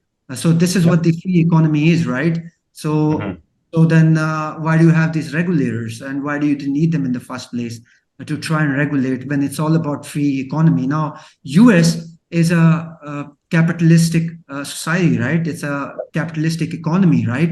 On one hand, the US actually promotes capitalism, right? So I think for as long as that capitalism is there, to the extent it is there, I don't think it's going to stop these companies being a monopoly. If Facebook would want to acquire TikTok, let's say, or WeChat, and if it China will not allow it. yeah, and if it has the opportunity, Yeah. I don't think the lawmakers would stop that in any ways, just because Facebook will have the ability to gather data, which would be very useful for the intelligence in the US. You know Mhm. that, right? Most of Yeah. these platforms were built around the intelligence that is required by the Pentagon, right? For that matter. Yeah. So, even Elon Musk, FBI, CIA, yeah. I don't think these lawmakers, because there are forces which are way above these individual lawmakers or politicians, right? Which is the Pentagon, which is the intelligence. So I think they dictate when it comes to all these platforms to a greater extent, and they have much more influence and much more power. And these companies being, sitting on so much of capital. I think they have the ability to dictate, and actually, that is how it's always been, and that is how it's going to be in the future, the way I see it. Mhm. Right. But yeah, not sure if this source is as accurate as it could be, but based off this image, Facebook is number one with 3 billion users. YouTube has 2.5 billion users. WhatsApp has 2 billion. Instagram has 2 billion. And then the fifth runner up is WeChat with 1.3 billion. So pure, if we think about market dominance, Meta has three of the top five social media platforms. And if we think about just purely social media apps with messaging capabilities, because YouTube does not have messaging capabilities, actually, Meta has the top three social media apps in the world right now. Right. Um, yeah, so when we think about that, um, we compare that to the world population, which is roughly 8 billion. Meta right now has, well, Facebook has 3 billion. I don't know how you calculate the cross, because of course some people can have Facebook accounts, Instagram accounts, and WhatsApp accounts all at the same time. I actually have all three myself. Um, so how close are we to full penetration? how do you think about that in terms of penetration and Meta's continuous ability to generate higher profitability? Is there a linear relationship, or is it one where even with single digit growth in penetration, that the company is able to just earn way higher profits as long as it's able to maintain its network effect? Yeah. So, what I think is that so Facebook has not been able to monetize its WhatsApp yet to a fuller extent, the way I see it. So that is because it could do so much. It could actually enable ads, which could be more relevant. So that is one thing. It could offer gaming services, which could be another thing, right? So I think it could easily grow its penetration levels. It has just entered the Indian market, which is huge. Yep. You have a population of around 1.4 billion in India itself. And I know for a fact that, Facebook has actually partnered because India is big on cricket, right? The World Cup has I don't know if you know anything about cricket. Cricket is the most popular sport has the most amount of fans, is it? That Yes, watch the yes, sport? Yeah, that's what I've heard. absolutely. So the cricket players are considered as gods in India. So Facebook, after entering India, has been able to achieve 13% of its revenues from India. So, but then you have a population of 1.4 billion. It's been able to Right. partner with the ICC, which is International Cricket Council, during this World Cup to be able to show highlights on, let's say, some of its platforms, like Facebook Watch or Insta for that matter, because Facebook Watch basically disrupts YouTube or any other TV channel, right? So Yep. I think it has the ability to penetrate more. There's a lot of room to acquire another 1.2 billion users very easily in the next 2 to 3 years, the way I see it after entering in a new market like India. So there's a lot of potential. So it has not monetized to a fuller extent yet, the way I see it, but there's room to grow. That's good to hear. So, Yeah. so we know that there's once they unlock more of the Indian population, they expect to monetize and generate more profits. That's good to know. When did they enter the Indian market? This was very recently. I think it's been 2 to 3 years, I guess. Okay. Okay. I'm not aware of what the dominant social media or messaging app in India was before that, but why only recently have they gone into that market? What was preventing them before from entering? Well, it's because of the same reasons as China, right? Because of regulations, right? Because India is also kind of, Facebook. I think if I'm not mistaken, Facebook was there, and then it was kind of banned, and then so it was kind of kicked out, and then Mark Zuckerberg had to rebuild his relations with the Modi government or Modi himself. So, which is when it actually re-entered that market. There was a lot of backlash, and there was a lot of resistance from politicians because of the way Meta actually captures the data, right? The user's data, right? It kind of posed a political or security threat to India, but now I think it decided to comply with Indian regulations or the security or antitrust regulations, right? Which is why it's been able to actually re-enter that market and be able to penetrate more and more. I mean, there are a lot of things that it could do in India. I gave you one example, right, which is doing a lot on the sporting front, right? But then it has Reels, right, where it can actually show these short videos, and then it has the ability to actually push ads, right? Customize, showing and location. then Instagram accounts for the top athletes, for example. Yeah. Absolutely. So it has, the ability to connect and then be able to be more relevant by, push these relevant ads, right, to users. Right. No, if they just entered the Indian market, I definitely see a lot of potential in unlocking value there. Yeah. I mean, not every household has a PC today. When we look at Africa, right, and then obviously this, people have phones, right? So I would say half of the population will have PCs at least, but then so there's still room for growth. I would say the way I see it. So its user base can actually grow once more and more, PCs would be accessible to, every household, and more and more smartphones are sold in places like in the African continent. Correct. Once the smartphones become more affordable, so I think there's going to be more penetration, and then Facebook would be able to capture more users. Yeah, no, I definitely agree. I definitely agree that the adoption of PCs and mobile phones is could be a leading indicator to the full market potential for Facebook users for sure. I want to give Um, one more example, though. No, okay. that Mark Zuckerberg has been trying to enter China. So there's a lot Yep. of resistance there, right? It's just because of It'd be heavy hard. regulations Yeah. and because of strong antitrust laws, right? And then they have their own WeChat, so they don't want to disrupt, right? So I create I competition with think their own apps yeah. like Tencent. Mhm. So what I want to add here is, Mark Zuckerberg's ability to break in. So it's been able to break in to India. So and then he has an Asian wife, right? So I think he has learned Mandarin, if I'm not mistaken. And he Yeah, was in yeah, yeah, China. So he keeps visiting China. I think he does have his presence. He has a yeah. subsidiary which is actually located in one of the provinces in China. And he has Hmm. personally met Xi Jinping a couple Yep, of times and try to influence and work his way around entering China. He's not been yep. successful, but I think at some point he will be able to enter that market and create competition there and be able to penetrate.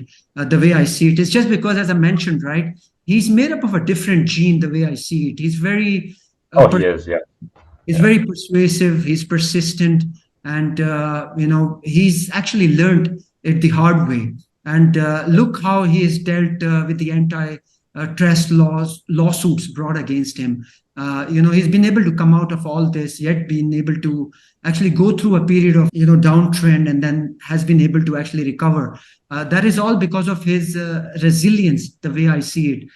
So I think that is a very big plus, and that is one of the reasons why I say that he knows what he's doing, and he knows what his goals are, where he wants to go with all the investment that he has made, all the infrastructure that he has built, and how he's gonna connect communities, how he's going to connect people, how he's going to connect businesses. And obviously China is going to have great advantages if it allows Facebook or Meta to actually enter that market. Hmm.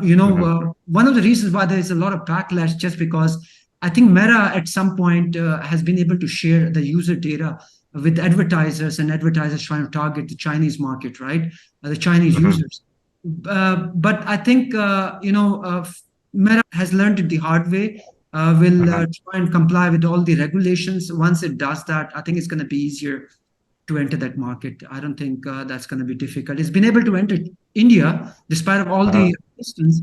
I think it's going to be able, because look, it's once it actually builds the whole metaverse platforms, it will have a use for these governments, for these corporations, and corporations are more willing than the governments.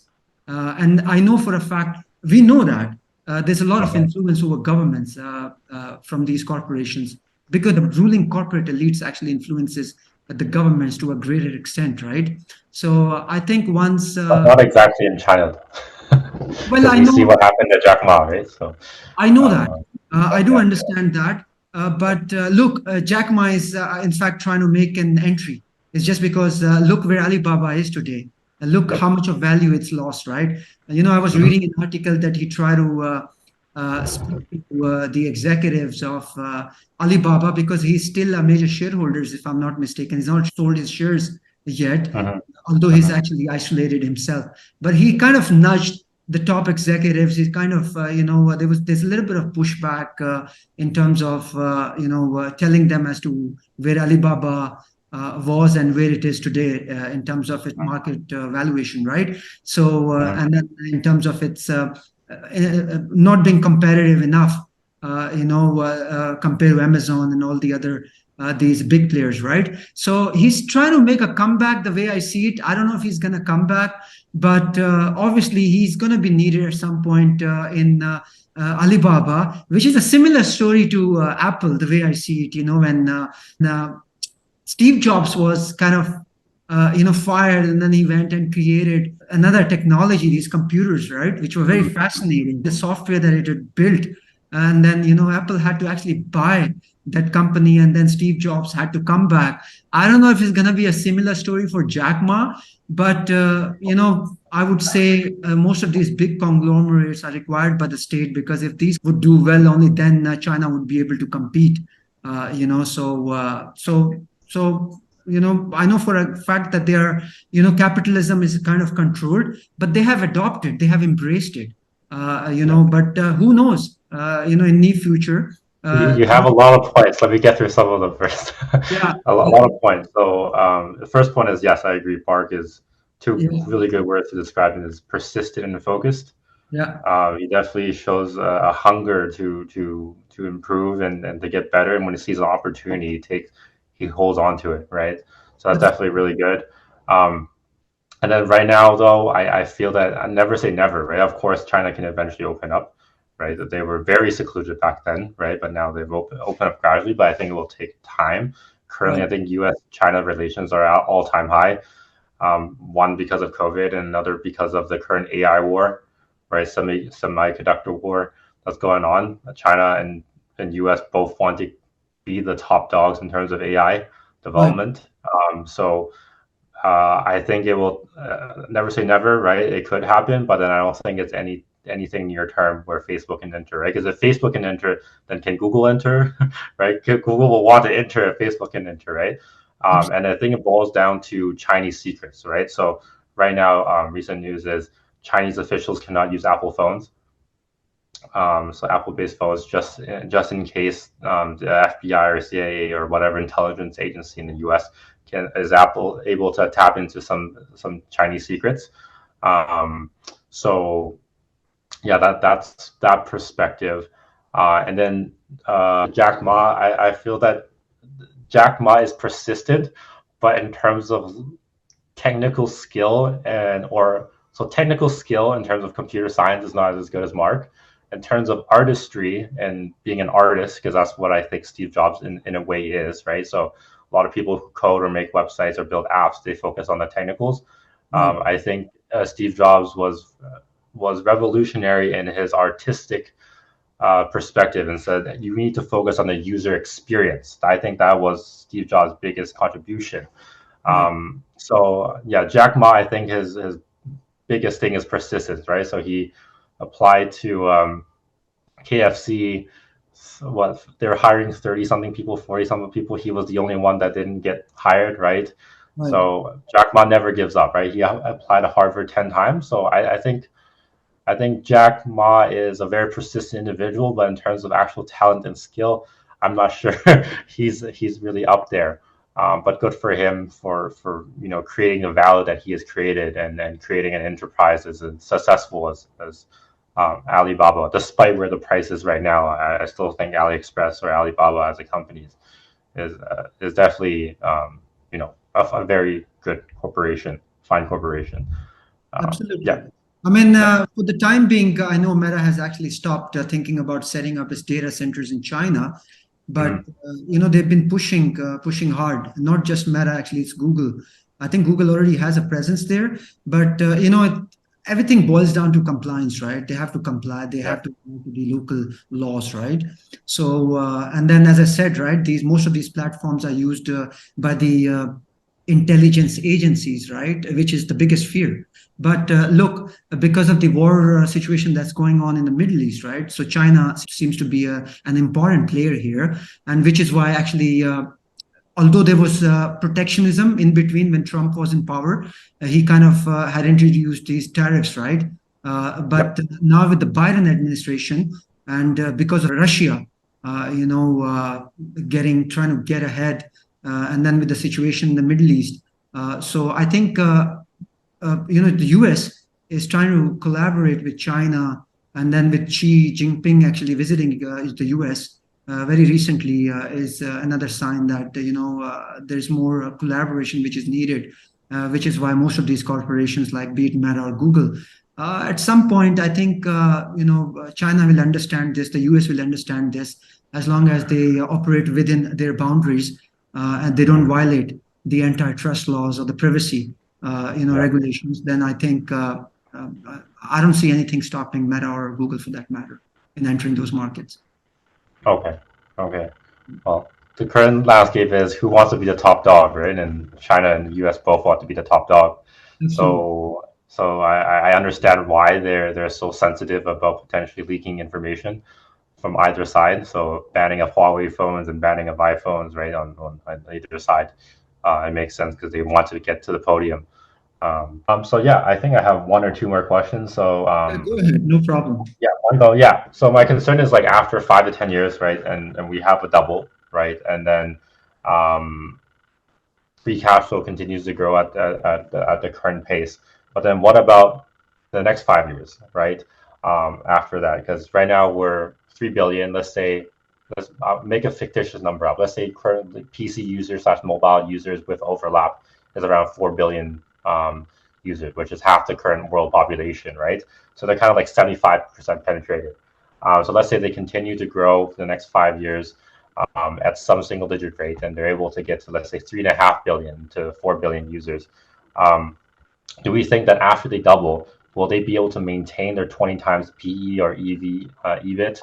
Do you see a potential for multiple contraction after that point, or do you feel that the multiple will stay where it is after 5 years after they double? Well, so far when we look at the historical performance, right, I don't see that's going anywhere. So it's been growing, as I mentioned, right? Its cash flows, its revenues have been growing by more than 200% every 3 to 4 years, if I'm not mistaken. So yeah, I think it should be able to sustain. That is because, as I mentioned earlier, right, it's it's gonna leverage on the opportunity What's within up? the metaverse space, right? Yep, So yep, huge investments have been made, and obviously there has to be returns, right? Which is yep. what Mark Zuckerberg expects and the investors expect. So Meta is a long-term play out the way I see it. So the investors need to have a very long-term horizon when they look at Meta. But Mhm. there's one reason why it loses its popularity.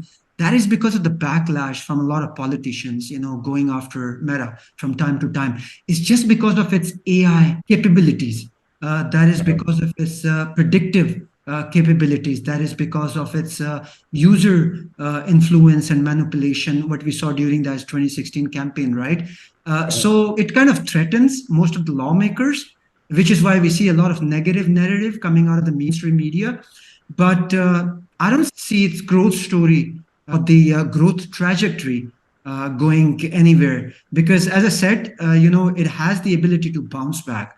It has the ability to find new avenues of making revenues and making profits and generating cash flows.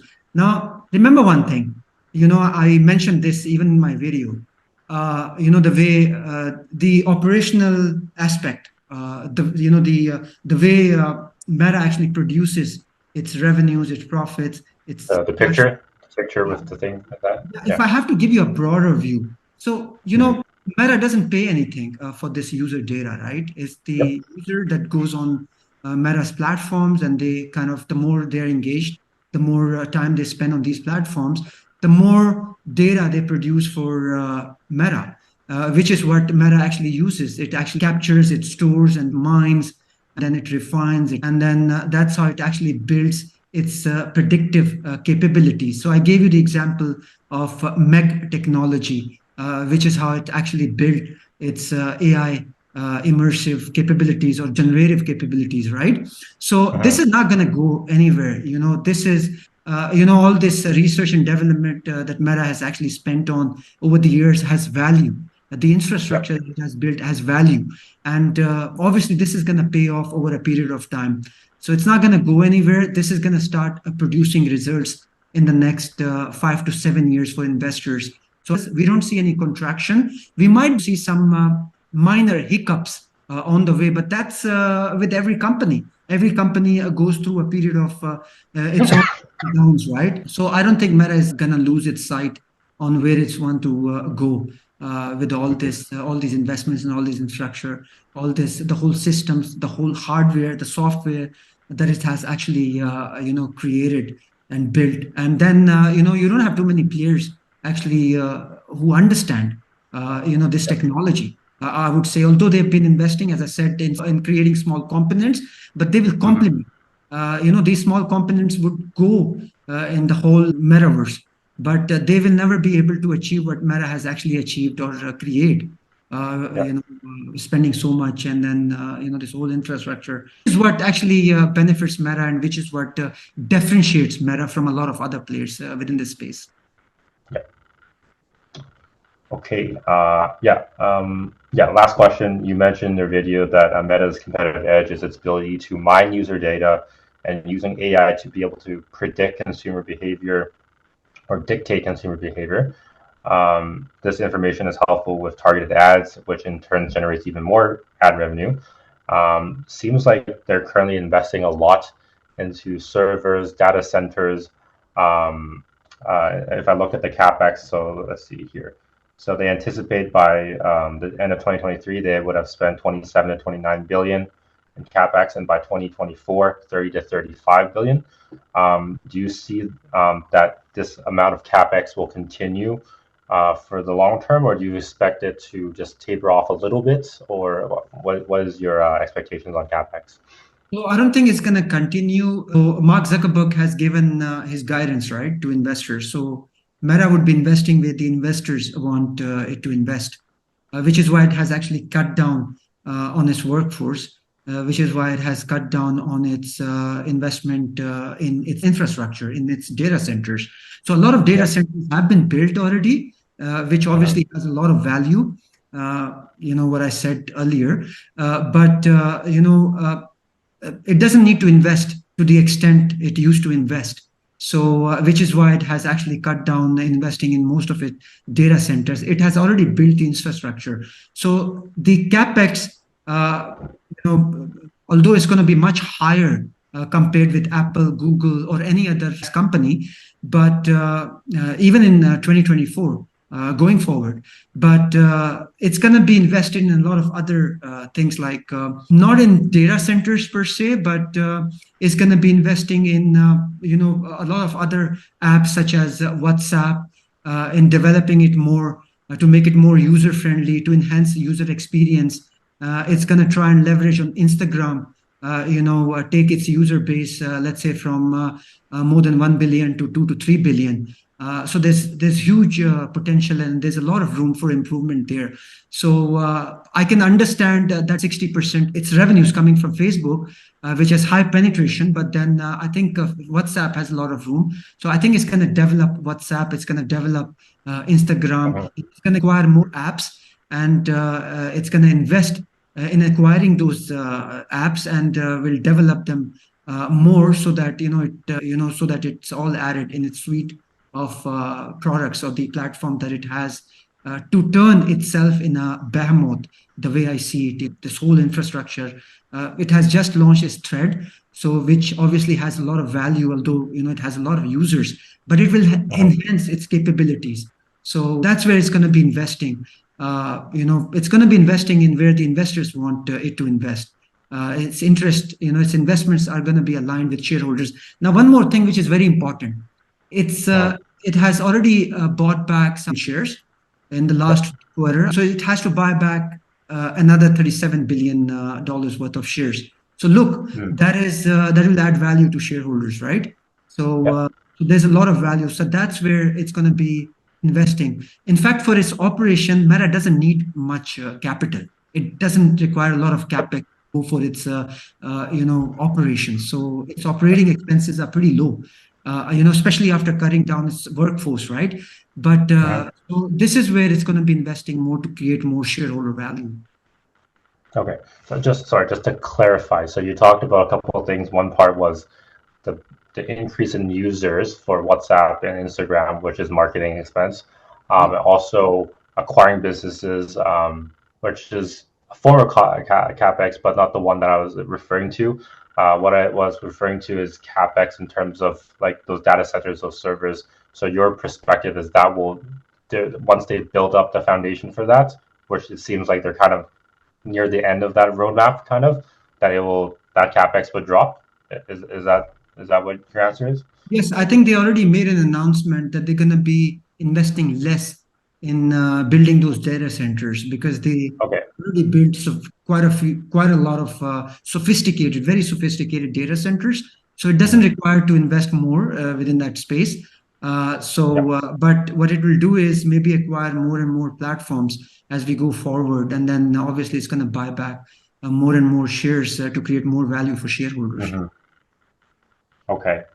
Yeah. Do you have any sense of what maintenance capex is after they're done buying servers and data centers? Because in 2024, they're still going to spend 30 to 35 billion. So where do you think capex would drop to?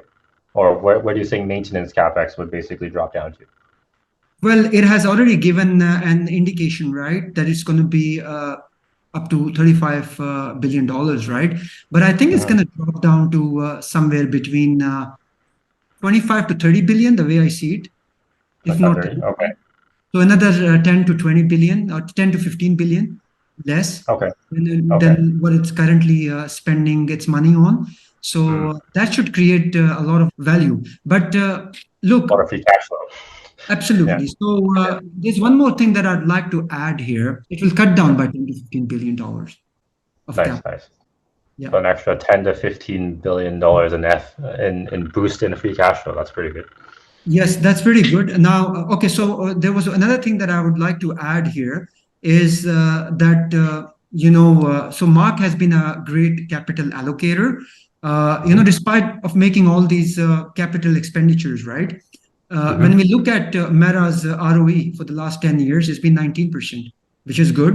ROA Mm-hmm. is at 16%.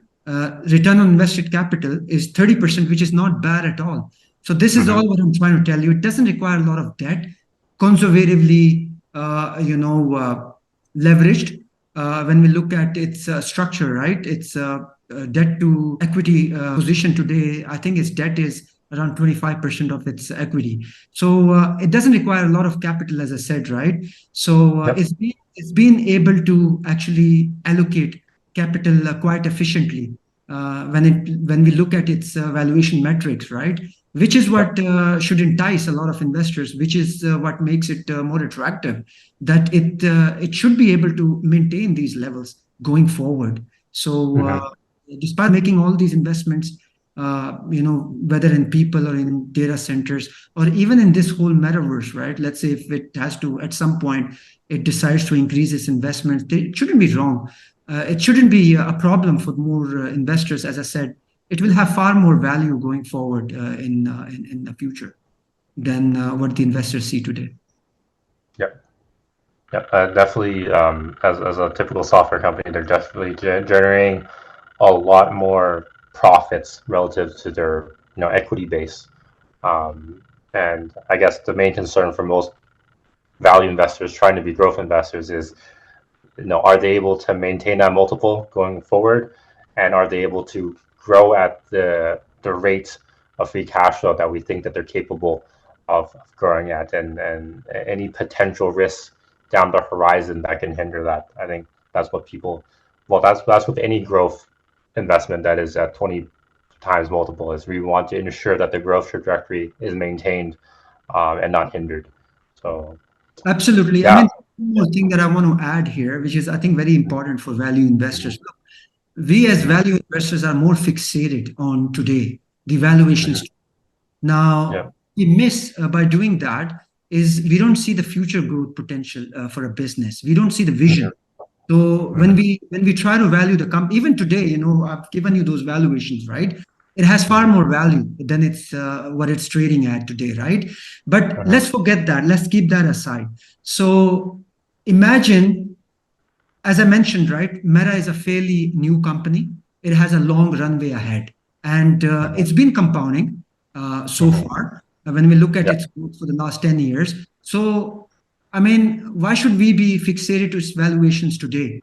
Why don't we see its future growth potential? Why don't we just widen that horizon. So why don't we invest in Meta? Why don't we make a venture capital kind of investment in Meta, considering that there's going to be a lot of capital consumed in the initial periods, which is why it's making all these investments. But even when we factor all that in, it has the Mm-hmm. ability to create a cushion. I mean, it has sufficient cash flow. It's sitting at $60 billion today. And if it doesn't Mm-hmm. invest or reinvest, it doesn't have any use. So Mm-hmm. if it goes after these small players, or even if it, buys back its own shares, or even if it invests more in developing these apps, or even metaverse, I think it shouldn't, there shouldn't be any harm in doing that. It's just because it has sufficient surplus capital, it has sufficient Mm-hmm. cushion, it has enough cash flows being generated. So it's been hoarding. So it will have no use otherwise. So just sitting over this amount of cash will not have any use. It will not. It will do a disservice to its investors and shareholders, which is why I think it should keep investing, and which is why I think it should touch a trillion. It will become $1 trillion company sometime soon. It's close to that, close to Yeah, 900. very, Close very to that. close. And Yeah. imagine, when I still remember. In fact, some of the biggest investors like Lilu, Seth Klarman, who all had a position, Mm-hmm. Meta, and then abandoning its stock, cutting down their positions, which is, obviously they are great investors. I mean, they can obviously see what we can't see as Yeah. small investors or small analysts, given the amount of experience they have. But I think sometimes we just get too fixated on not being able to see the full potential, not being able to see the passion Mm-hmm. behind these moves or these actions, and in fact, buying the narrative which is being floated by these politicians or the mainstream media, and then to get into this herd mentality. But that's where Mm-hmm. we actually miss opportunities. Imagine if you would have bought Meta at less than $100 a year Yeah. ago. You would have been sitting on. 300% plus. So, but this is what most value investors miss. Yeah. Mark Zuckerberg, because his interests are aligned, is why it's been able to come back so strongly. And this is what Yeah. it does most of the time. And when we look at its, Mm-hmm. history, so it Mm-hmm. has the ability to overcome all these challenges. It has the ability to actually face the Congress or the Mm-hmm. lawmakers. It has been Mm-hmm. able to change. It has been able to adapt well, and then be able to generate revenues from not being able to generate and then be able to generate, which is Mm-hmm. what it has done over the last 5 to 6 years. When you look at its performance, right? It has paid heavy fines. It's been penalized. It has Mm-hmm. paid a penalty to European Union, right, for Yeah. misusing or stealing user data or transferring it to the US. And then recently, it's been fined 725 million. And in fact, a lot of users are going after it and wanting to have a share from that is just because they think their information has been sold to advertisers or have been Mm-hmm. misused, I would say. But despite facing all these challenges, I think Meta has been able to come back very strongly and have been Yeah. able to take its position back. And then be able to, I mean, this year itself, I think the revenue expectation is around somewhere between 125 to 130 billion, which is not bad at all. So it has come back very strongly. Its performance in 2022 vis-a-vis 2021 was down, but it is on a growth trajectory Yep. overall when we look at its overall picture. So that's what I'm talking about here. That's not Right. going anywhere. Yeah, yeah. I'll give you my perspective as a value investor on this. So, of course, I would say AI and anything computer science related is not in my current circle of confidence. So, what I would say is like maybe for you, a 20 or 30%, or maybe 40%, as you alluded earlier, margin of safety is sufficient for me because this is not in my circle of confidence, right? So, if this stock was trading at 200 below and I looked at it, then I would give myself like a skill deduction in margin of safety, right? So like for you to be comfortable, maybe 30 to 40% is sufficient, but for me, because I don't know every single moving variable as well as you do, as a value investor, I want to further handicap my entry price to account for this lack of knowledge, right? because let's say a news comes out and it's something that you are familiar with, and you can better predict how that will affect the stock. But if I see the same news, I might not be able to, have the same reaction or conviction that you do. So yeah, I agree. Like I beat myself. I had a friend that told me about Meta a year ago, but I didn't look into it. I beat myself over the head for not doing so. But yeah, I think if looking at the numbers now, if I had actually looked at it even from 100 to 200, I probably would have gone in based off of my own investment process. I want to give you a But little bit of yeah, perspective here. So the way I yeah, look at Mira, as I mentioned earlier, so from a portfolio allocation perspective, right? mhm, So I fiddled for too long thinking about all these businesses, right? yeah, Technological, businesses that actually produce technology, mhm, right? So and then I'm not saying that I'm an expert in technology. mhm, I don't have any background, but it's just that it makes a lot of common sense. Look, everybody was skeptical, right, about blockchain technology.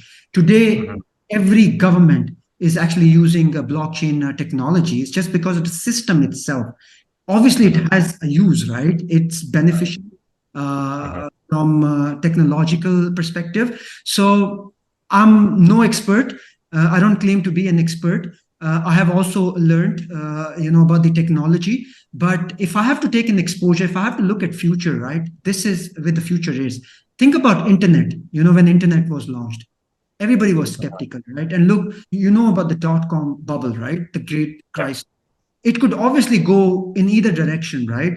But you mhm, want to be in it as an investor, the way I see it. And that's one of the reasons why I'm bullish about the blockchain technology. So it's not just about Meta itself, it's about being bullish about this future, which seems to be mhm, exciting. But if you sit on the sidelines, I don't think you'll be able to benefit from it. And I think those who actually sat in on the sidelines when internet was being launched, and then you had so many companies coming out of that, the whole phenomenon, right? That whole mhm, revolution, I would say. So we are actually experiencing a new technological revolution here, which is next level.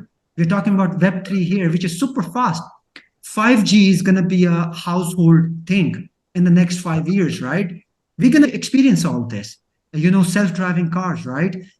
You're mhm, going to have the technology telling you how to lead your life, right? You will imagine if you're wearing Oculus, which although are priced on the higher side, I think it costs more than $3,000. Imagine the benefits. The gaming. It's going to be a gaming console, right, for kids. So, mhm, and then even for workers, conducting themselves wearing those headsets, yeah, doing everything in there, arranging their conferences, collaborating, creating mhm, content, creating stuff. The whole social life is going to be happening there, and mhm, seeing it the way they want to see it, which is going to be amazing. The way I see it, it's going to be exciting. Now, another thing, think about Ray-Ban stories. Imagine if you're wearing Ray-Ban. When I think of it, Ray-Ban has been one of my favorites. I have quite a few designs of Ray-Ban, and I've been a big fan.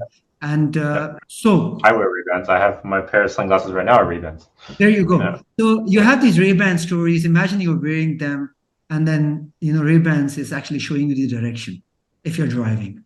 And then mhm, you're thinking about something, and then Ray-Ban being able to actually tell you what you're thinking about and being able to present to you what you want mhm, at that very moment. When we talk about AI capability, right? Immersive, mhm, imaginative, right? So think about all uh, this technology, right? Uh, mhm, Whether the hardware or the software. Now it's all being built by Meta.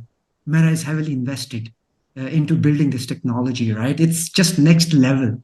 So, mhm, the speed at which, obviously, it requires 1,000 times, 1,000x speed, but Meta has the ability actually to,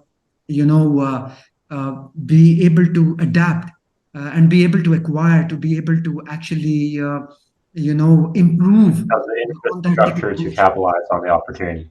Absolutely. It has the ability to amplify. And this is what it does with its algorithms, right? And Yep. that's what exactly we saw during the 2016 elections, that whether Trump was popular or not, but he went viral, and then Meta had the ability to actually populate and amplify his influence, at least on social media platforms, right? Now it has so much of influence. It has so much of influence on us in every aspects of our lives. Imagine once the metaverse is launched, when it's Uh-huh. fully operational, it will control it, by the way. Maybe in collaboration with China, you never know. And this is where I'm saying there's room for improvement. There's the relations could be improved when you have something built at that scale. It will have the ability to scale up. The countries will have to come together if it becomes so big of a value, and if it becomes useful. So, that's the kind of potential we're talking about here. Uh-huh. Uh-huh. Yeah. Well, I had a really great talk, Mehmood. Same Like, here. yeah, learn a lot about Meta, learn a lot about the potential that all the apps and this future technology can have, and I think we had a great talk. Definitely, we both played. You played, Angel's Advocate. I play a little bit of Devil's Advocate, so that's it's good, so that listeners can think for themselves which side to take and how to approach looking at Meta. So, yeah, I had a great talk. Learned a lot today.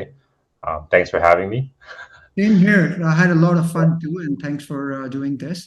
And I think this is how we learn, right? I mean, Mhm. in fact, you asked some great questions, and in fact, that gave me an opportunity to rethink, Mhm. and go back to my analysis, right? So this is what we do as analysts, right? This is what we do as investors, and platforms like these and discussions like these actually not just benefit us, but a lot of others who are actually watching us, right? So Nice, thank nice. you.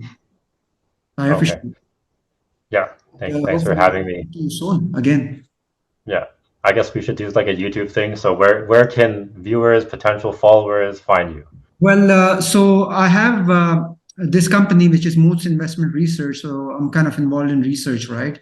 So Hmm. then we obviously have our website which is still under maintenance. I'm trying to actually get more third-party financial data, which is going to be provided to those who visit our company website.